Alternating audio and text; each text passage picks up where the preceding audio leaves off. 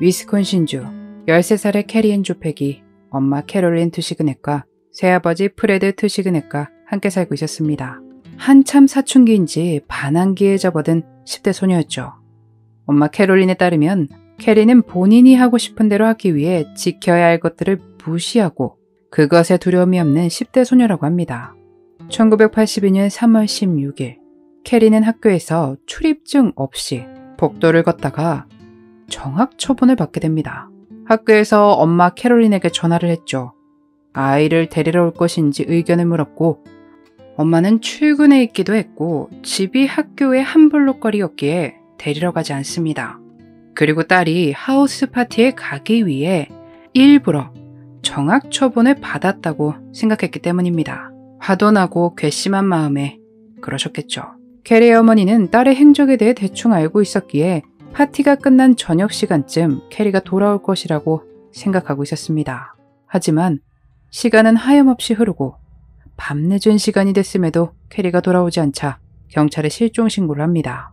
캐리는 3월 16일 오후 1시 30분 학교에서 집으로 보내졌고 그녀의 친한 친구에 따르면 엄마가 예상했던 대로 파티에 갔다는 것이 밝혀집니다. 그녀의 실종 신고가 들어갔지만 전혀 행방을 알 수 없었고 그렇게 하염없이 시간이 흘러갔습니다. 1년이 넘어갔죠. 1983년 9월 6일 유해가 발견됩니다. 캐리의 집 바로 건너편 집주인이 뒷문 근처의 보수를 위해 인부를 고용합니다. 인부가 작업을 위해 그곳을 파냈고 그곳에 있어서는 안 될 유해를 발견했죠. 유해와 함께 재킷이 발견됐는데 그 재킷을 확인한 캐리의 엄마가 그것이 캐리의 것임을 확신했습니다. 이 집은 사건이 있던 날 파티가 열렸던 그 집이었습니다. 검시관이 유해를 검사하는데 난투극으로 보이는 흔적을 발견했지만 총이나 칼 등의 흔적은 발견하지 못합니다. 하지만 머리와 목 부상으로 인한 두개골 내부 출혈을 원인으로 밝혔고 치과 기록을 확인해 그녀가 캐리라는 것이 밝혀집니다. 그녀가 이곳에 매장됐다는 것은 분명 누군가의 개입이 있었다는 것을 알 수 있었죠. 경찰은 파티에 참석했던 사람들 모두 인터뷰하지만 단서를 찾지 못합니다. 그런데 한 목격자가 뜻밖의 것을 목격하게 됩니다. 9월 6일 캐리가 발견된 곳 근처에서 호세 페레이라라는 남성이 손을 들어 머리를 가리고 울고 있는 겁니다. 이 목격자는 그것에 대해 경찰에 전달했습니다. 경찰은 그를 찾아가지만 자신은 관련이 없다 부인했죠. 캐리만을 발견했을 뿐 그 누구와도 연결시킬 만한 증거도 용의자도 없었기에 수사는 다시 난간에 봉착하고 맙니다. 그렇게 또 시간이 흘러갔죠.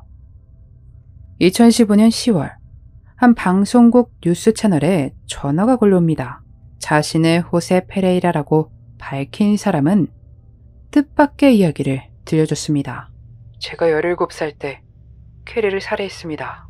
라고 말이죠. 저는 캐리가 발견된 집에서 열린 파티에 참석했었어요. 그는 그곳에서 캐리를 만나게 됩니다. 두 사람은 즐겁게 대화를 나눴고 호세 페레이라는 더 진도를 내고 싶은 마음이 듭니다. 그가 말하길 캐리가 예뻤다고 합니다. 우리 그거 피러 갈까? 그 외 마라피는 나쁜 풀을 피러 지하실로 가자며 그녀를 이끌었습니다. 캐리는 뒤를 따르다 계단을 내려가기 전 이게 좋은 생각인지 모르겠어 라고 말했답니다. 한껏 기대에 차있던 그에게 그것은 원하지 않는 말이었고 캐리를 지하실 계단 아래로 밀었다고 합니다. 급작스레 밀리다 보니 난간과 벽에 부딪히게 됐죠. 그는 단순했습니다.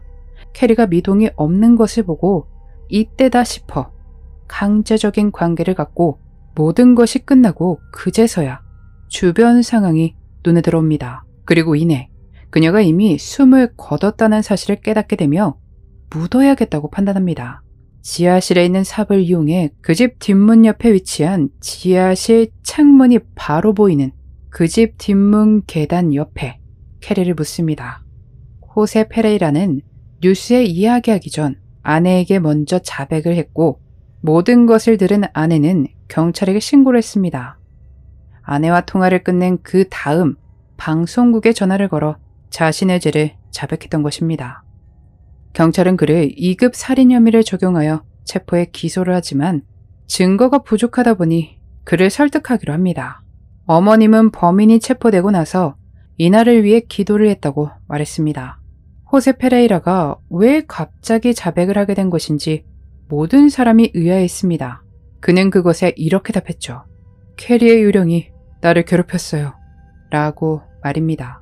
이렇게까지 말하고 자신이 직접 방송국에 전화를 걸어 자백을 했음에도 돌연 무죄를 주장합니다. 그런데 합의가 이루어지며 재판에서 본인의 죄를 인정합니다.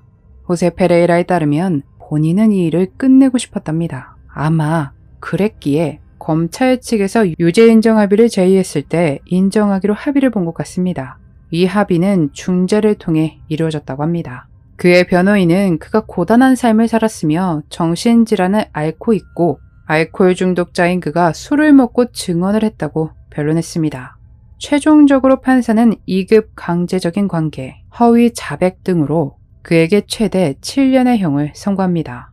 그는 마음속 깊이 미안합니다. 라고 말했습니다. 캐리의 어머니는 그는 아직 살아있고 캐리는 사라졌다. 그녀를 다시 볼 수 있는 유일한 때는 천국에서입니다. 라고 전했습니다. 그러며 그가 진심으로 죄를 뉘우쳤을 거라 믿지 않으며 딸 캐리가 그 사람을 정말 괴롭혔을 것이라고 믿는다고 말했습니다. 이 사건에는 가려진 또 다른 피해자가 있죠. 파티를 열었던 그 집 주인은 대체 무슨 날벼락이었을까요? 그들이 뒤늦게 받았을 충격은 정말 상상도 못하겠습니다. 분명 냄새가 심각했을 텐데 어떻게 의심 없이 살아갈 수 있었을까요? 물론 내 집에서 시신이 묻혀 있을 것이라고 생각하기는 어렵겠지만 참... 그가 자백을 한 이유에 대해서 유령 말고 이랬다더라 하는 몇 가지 이야기가 있는데 과음으로 실수로 자백을 했다.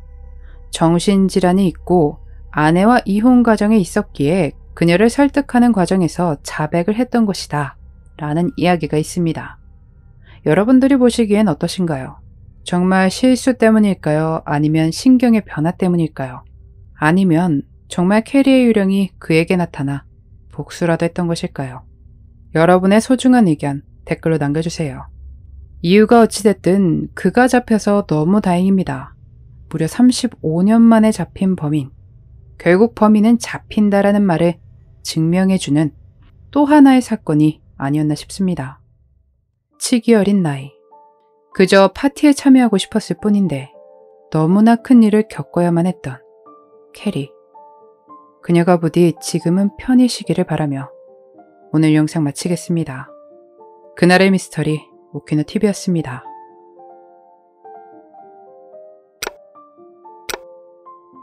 마지막까지 시청해주셔서 감사합니다.